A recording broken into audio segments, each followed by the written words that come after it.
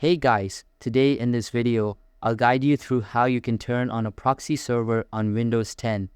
Watch till the end to grab everything properly. Alright, so let's begin with the video.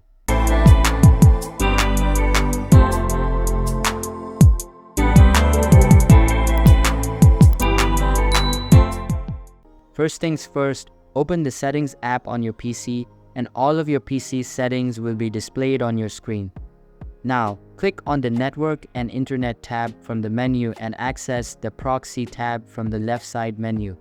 You can also search for Proxy in the search bar if you want and get to the same page.